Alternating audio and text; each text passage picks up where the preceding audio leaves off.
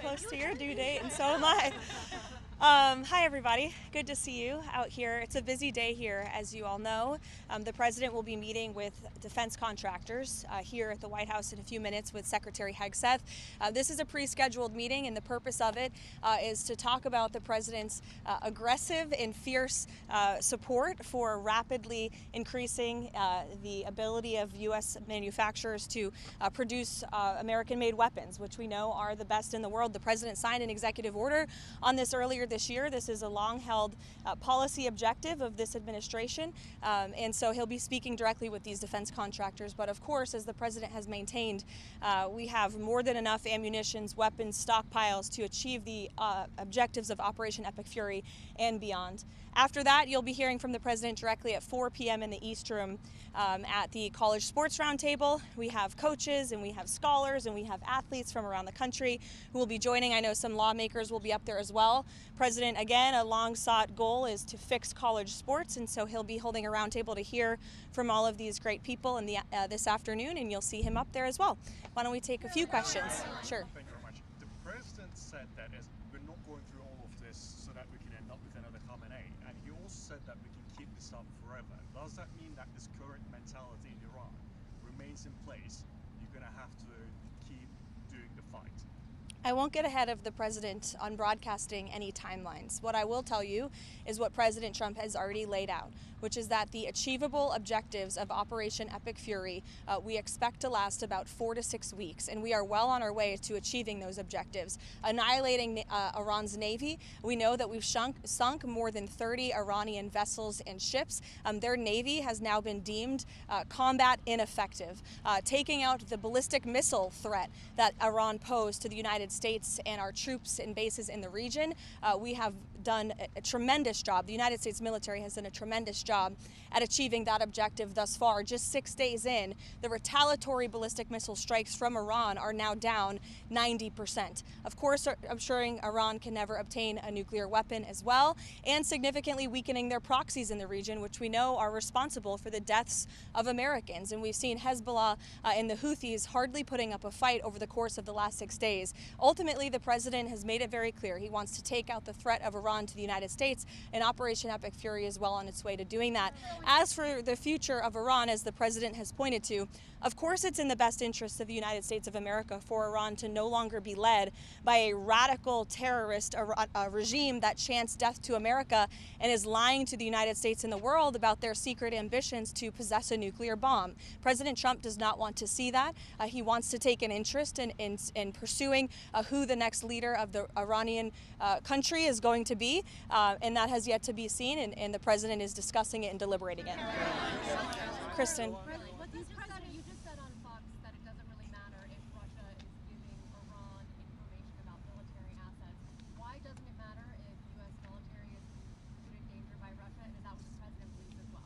What I meant, Kristen, and thank you for giving me a chance to make it very clear, is that it clearly is not making a difference with respect to the military operations in Iran, because we are completely decimating them. As I said earlier, we've taken out nearly 30 of their ships. Their navy has been deemed combat ineffective. 90% reduction in ballistic missile retaliatory strikes against the United States and our Gulf Arab and partners in the region.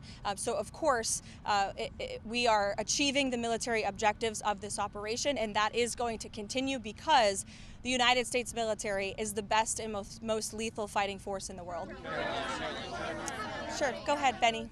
Can you confirm if U.S. has taken full control over the airspace in Iran, like it's been reported these past couple days?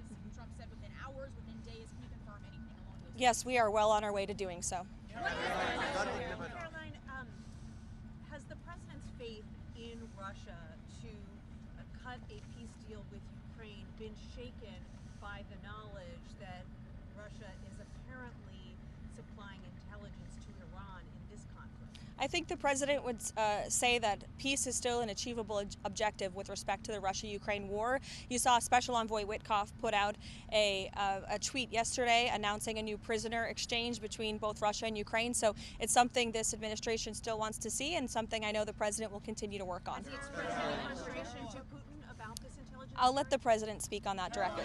Mary. What does the president mean when he calls for unconditional surrender? Is he saying that the regime has to fully relinquish relinquish control? What the president means is that when he, as commander-in-chief of the U.S. Armed Forces, determines that Iran no longer poses a threat to the United States of America and the goals of Operation Epic Fury has been fully realized, then Iran will essentially be in a place of unconditional surrender. Whether they say it themselves or not, frankly, they don't have a lot of people to say that for them, because the United States and the state of Israel have completely wiped out more than 50 leaders of the former terrorist regime, including the supreme leader himself. Monica. Thank you, Karoline. The president had a July 4th deadline for the One Big Beautiful Bill. Does he see a deadline for the Save America Act? As I know that's a priority of his to get passed. As soon as possible, I know the president would say. This is a huge priority for the president. It remains one. I know he has added on some priorities to the Save America Act in recent days, namely no transgender transition surgeries for minors.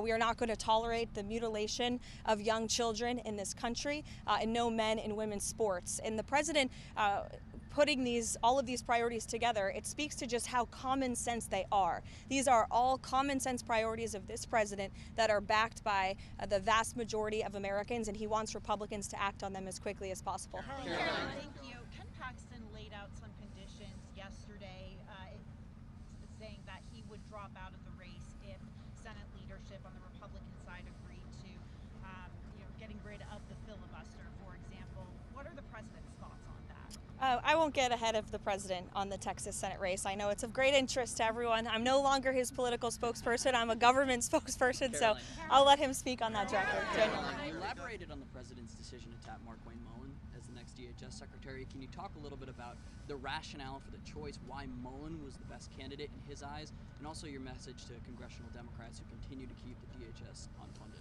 Yeah, well, Senator Markwayne Mullins has been a strong friend of the president and a big supporter of the president's immigration policies. Not only that, he's exceptionally talented, qualified, and I know well respected by his peers on Capitol Hill from both sides of the aisle. So we look forward to his expeditious confirmation, and I know the White House will be working with our counterparts in the Senate to make that happen as quickly as possible. Sure. Thank you, Karoline.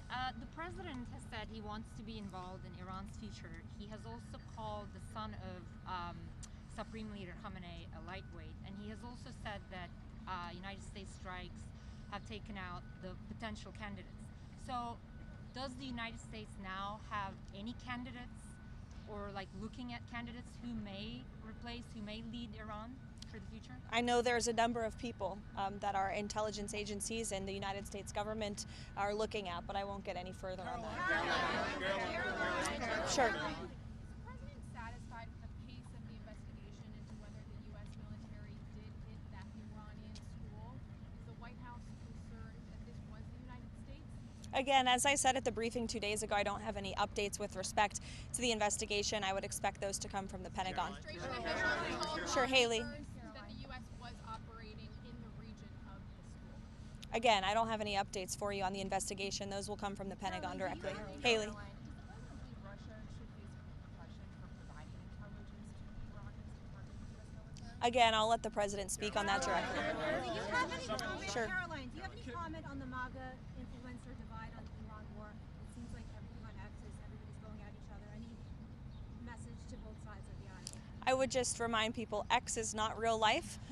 This president lives in the real world. And with respect to MAGA, President Trump is the leader of MAGA. He's the creator of the MAGA movement. And there is nothing more America first than taking out terrorists who have maimed and killed our own servicemen and women, who chant death to America and who pose a threat to the homeland. And so President Trump is a leader of the peace through strength foreign policy doctrine. He attempted peace through diplomacy exhaustively and extensively with the rogue Iranian regime. And so they have been struck with the strength and the sheer might and will of the United States Armed Forces, and President Trump has proven he's a man of his word. If you go back and look, not just over the past year as president, but in his first term and in many years in his private life as well, when he has said that the Iranian regime can never obtain a nuclear bomb, well, now he's finally acting on it, and he has the courage to do what so many presidents in the past did not. We'll see you guys later.